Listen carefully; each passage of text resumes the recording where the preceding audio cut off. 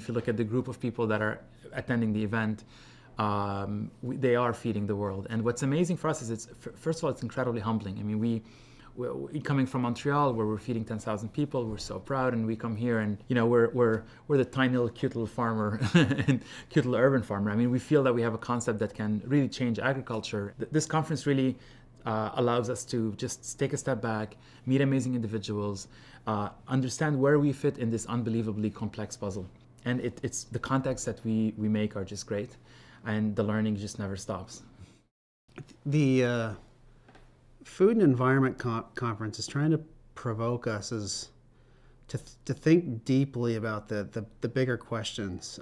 It's not just about population. I think it's about how do we engage in dialogue.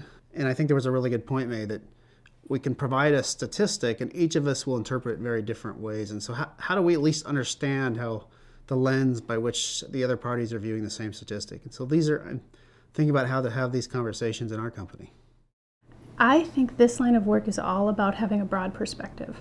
I find that people who are most successful in this area, particularly the food sustainability area, are the people who are able to see multiple perspectives at once and come together with solutions, who aren't married to one point of view and who don't bring sort of an inflexible point of view to discussions. I thought it was an interesting discussion about using conferences like this to convene the right people to have productive, meaningful discussions about issues that can sometimes be controversial. I like the idea that we can bring people together in a room and get things done when we do it in a way that's civil and constructive. And I think what's been wonderful about this conference is bringing together so many divergent opinions and disciplines. Folks who come from it from a technological standpoint, folks who come from it from a farming standpoint, an agricultural standpoint, and also folks who are looking at it from a consumer standpoint, right? Which is kind of where I come from, is that intersection of consumers and then the foods that are being developed, processed, brought to market. And I think it's in these types of forums where we can really break through on some of those big ideas.